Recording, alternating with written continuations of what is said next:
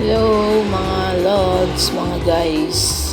Ayan, dahil kailangan ko ng may shell na ulam ngayon, magigisa tayo. Ayan, ginawa ko na yung luya, inuna ko yung luya, bawang, sibuyas. Ayan, mahilig pa rin sa halo. Ayan, halo. Ayan, nilaglag ko na yung tahong, ang mga tahong. Lagyan ko ng asin bechin at hindi mawawala ang magic sarap dahil masarap pag may magic. Ayun. Ayan, pinalo na naman at may lagyan naman natin ng dahon ng sili para sa pampalasa at konting anghang. Ayan, ilalaglag na po natin ang dahon ng sili. Ayan. Lalaki ng dahon ng siling na bili ko. Ayan, tinakpan natin 5 minutes. After 5 minutes, ayan, lantan na yung ating mga dahon. Okay, sarap talaga niyan. Tingnan mo, ang lalaki ng dahon na ibinigay sa akin. Parang dahon na yung sa red pepper. Parang ganun mga lods, no? Kayo po ba ng pananghalian nyo ngayon? Ayan, nilagyan naman ng tubig para sa sabaw. Okay, sarap ng sabaw. Medyo manghang dahil din sa luya.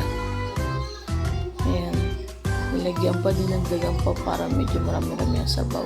Dahil kailangan ng tahong na maraming sabaw. Kasi nga para marami tayong mahigop. Diba kailangan natin ng maraming sabaw. Ayan, inaayos pa po yung dahon ni Madam. Ayan, para magandang tingnan pag tinakpan. Pasensya na, natatawa talaga ako. Ayan, tinakpan na po ulit. Para after 5 minutes, ayan na siya. Kumukulo na. Wow, ang sarap.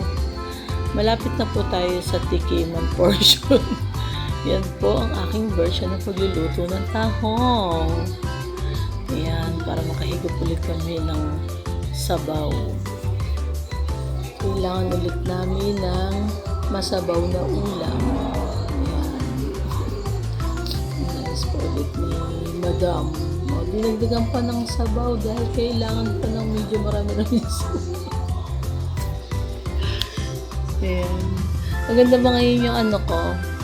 Guys, kalimutan ko nung nakaraan pero okay lang yun. Labas ang basher dyan. Ayan, okay na.